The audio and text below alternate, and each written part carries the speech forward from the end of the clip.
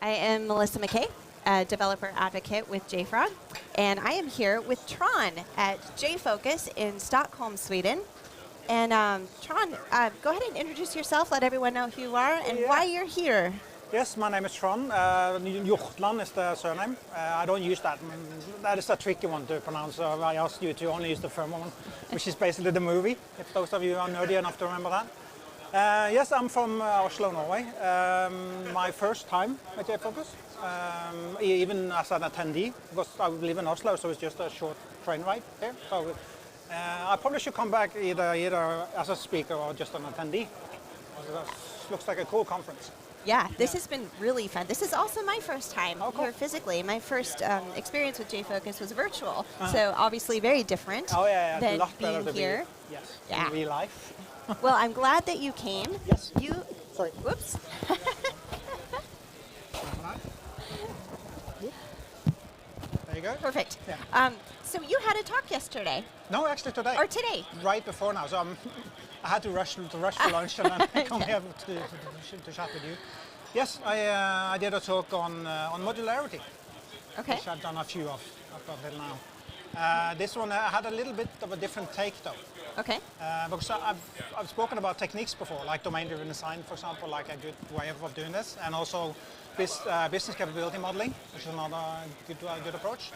But I have been really into system thinking lately, spending way too much time on that, reading up on stuff, and getting that perspective changes your view of things quite considerably. It gives you a different framing of things. So, for example, Microsoft just focusing on one Microsoft is like anti-systemic. It doesn't necessarily create a better future for the whole. Right. If you focus on one, even optimizing one, or even optimizing all of them, wouldn't necessarily create a better system, which is really counterintuitive. Yeah, but that is system thinking. Yeah, or part of system thinking. Yeah. Interesting. Well, what are the biggest challenges that you think? No, so it is actually related to what I've just said. It's that I think we don't consider the whole when we try to fix the parts. Yes. Yeah, be it just creating some new stuff, or even worse when we try to modularize something, like you have a bit monolith like many struggle with. I mentioned in the talk that actually when my struggle with monolith started when just a few years after I got into the business. Okay. Got into one of the larger monoliths in Norway, at least for a huge telecom. And we were actually proud of the number of lines it had. Like it was a recruitment argument that come and work with us, but we have the most complicated system ever. Come and enjoy it. Oh, interesting. I don't think you would use that argument today. Yeah, no, just the reverse now, right? Exactly. Yeah. Look at how many services are. Come and work for us. So things have changed considerably, and that learning curve has also. I've been through that learning curve. I've been doing service-oriented architecture, for example, in the 2000s. Yeah. And then come about a different flavor of service orientation from actually the .NET community, which is really interesting, which is more granular. And now with the systems approach, system thinking approach, it actually not flips everything, but it do really change your perspective of it. As I mentioned with the optimization of parts and hosts and yeah, it's interesting. That's one thing about being in this field too. Yeah, is there's always something new. There's always something more to learn. Yes. And it's just such a wide range of things that you can specialize in. Exactly. It's just amazing. Yep. I love having conversations with attendees and other speakers because there's all these topics I don't know much about, and this is the opportunity to come together and chat with each other about these things, learn some new things. Yeah, because my approach to things, or what system thinking has given me, is that I move a little bit away from the technical focus that we often have. I mean, conferences like these, and also like Java Zone in Oslo, and different similar Java-based conferences, is very technical focused. Yes. It's a lot of tech. So like, come and show off the cool new tech. But what system thinking has shown me, at least, is that is part of the problem, but it's not the whole. Right. But system technical things are just aspects of the whole system, but it's in many situations actually the lesser problem than the social problems, right? Yes. I think we also said that it's a people problem. Whatever we do, it's always boils down to a people problem. This is true. Yeah. So I'm not saying I'm moving away from tech, but I'm included the social part. So this has been my rabbit hole the last few years. I've been reading up on system taking, specifically social technical systems. Yeah. And This that's is the new part I mentioned. Yeah. it's an interesting topic, and we need more of that for sure. There was a talk I went to. I'm not remembering the name offhand, but one of the things that she showed was job descriptions. Yeah. A bunch of job descriptions that she had seen in the past and seen online, and one thing in common all of them had, none of them addressed any of the social aspects of the job. All of them were just, do you know this technology? Do you know this framework? Do you know this tool set? Yeah, exactly. And none of them addressed the social. So Yeah, that's been really interesting. So since we're in Sweden, that's a smorgasbord of technical things that you should know to get a job. And you probably won't use half of them even. Yeah, exactly. And when you enter the job, you should change it. Exactly. Yeah, things change so fast. Well, speaking of change, do you see anything in the future, on the horizon, coming in that people should start paying attention to? For the industry as a general, or I wish we had more focus on the social aspects actually. Yeah. Because there's a lot of talk about teams, like teams ownership. There's this wonderful book called Team Topologies that focus on team first thinking.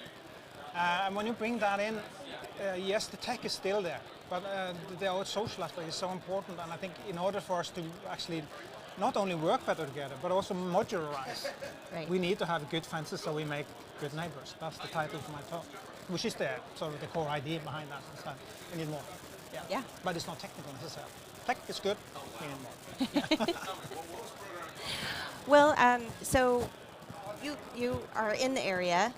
Is there anything special that you have planned for these few days that you're going to be here? Are you gonna? I wish I could have weeks in Stockholm, but I have to go back today actually. No, tomorrow morning I'm leaving tomorrow. And actually I arrived late last night, so I haven't unfortunately been able to join the whole conference. But I'll be back next year. Awesome, good. And also bring my kid next year probably, for he really wanted to come with me to Stockholm. Yes, it is a beautiful, beautiful city.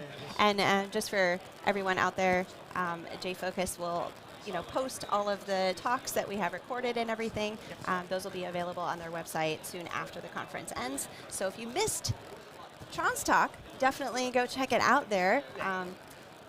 Is there anything else that you've seen that you're interested in going to or attending? Well, actually, I'm really looking forward to a session later on today, which is with Barry O'Reilly, who's talking about residuality theory.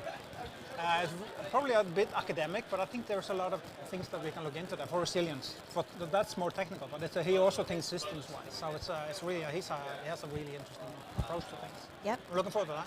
Yeah. Barry had an interview with us this morning, I just met him. And after talking with you, I actually had that thought. This Trond needs to meet Barry. We actually met in Oslo just a couple of weeks ago, and I saw a firm handshake. We see where we're coming from. Awesome. Yeah. You have a very similar approach. Yeah. Very, very nice. Well, so one thing that's different this year is now JFocus has been held in May. Yeah. And it is usually in February. Lot colder. So that might be something different to look forward to next year. It may be held in February again. We'll see. We'll see what happens. I'm not sure if I will be able to get my son coming then. It'll be interesting. But there's always good things to do. Always a variety of activities to do. So I'm looking forward to it either way. But this venue is wonderful, being able to talk with everyone. We're in the middle of lunch right now, so there are crowds of folks around getting food and drink and just enjoying conversations with each other. Is there anything new that you have learned since you've been here? Not really, because the first talk I went to, because I arrived late last night. So the first talk I went to today was a former colleague, or not a colleague of mine, Rafael Winterhalter, who was talking about Skatteetaten, which is the tax authority in Norway. Yeah. So I've seen him before, but I was there to listen to him because he's a colleague and supporting. So I haven't actually seen any new talks as of yet. Yeah. Well, I saw part of James Ward's talk, by the way. Oh, great. Yeah. Now that's also really interesting. Yeah, he's That's he's more a of good the one too. technical part that I mentioned earlier. It's like, so it's really important, that part as well. It's not, we need. He did workshop as well Yeah. on the first day. Yeah, I missed the whole workshop picked up. So Yeah. as I said, next time I should probably come as an attendee as well to join in. Definitely, Yeah. They definitely. didn't have time this year, unfortunately. Yeah. Yeah, it's always a struggle. I know when I go to conferences, I see all of these talks I'm interested in going to. There's just no way. Oh, yeah, no they way have to to be pick, able to do that. You've got to pick a few. But I think the most valuable part, and tell me if you agree with me, is this Oh, part yeah, yeah. right here. Just Being hanging out able with people. to sit next to someone and have a chat, learn about what they're doing, meet new people, make new friends. It's Even Scandinavian enjoy that. And I said even more Norwegian enjoy that. yeah, quite to serve people. So. it's a very good experience. And I think there is an extra brush now, probably because we have just recently come out of the whole pandemic thing. True. True. And I was so sick and tired of all these virtual conferences because they don't replace the live one at all. Yeah. And especially not speaking at them. I've spoken to a few of them, and it's like talking to yourself. It's true. There is something different about being able to look out on the audience and see faces and be able to react to questions, or you can see if there's confusion or Exactly. yeah. So way better. So actually, I hope we avoid the hybrid ones. To be honest, I think we either go full virtual and try to do that better, and then have live and let live be live. Yeah. Yeah. But I see there's a lot of virtual. Sorry, the mixed versions. Yep. We'll see what happens in the future. We'll see what happens. Who knows? And maybe that will drastically improve. But I think you're not alone in saying the general virtual experience is just not the same. There are potential there to say. Right. Right. Okay. Well, really enjoyed talking with you. Maybe we'll catch a drink later or something. Why not? Great to meet you, Trond. And thank you for spending time with us. Very nice. We will be having all of the Speakeasy interviews available on JFocus's website after the conference is over. So if you want to relive this wonderful conversation with Trond, you may. And thank you. Thank you. Bye-bye.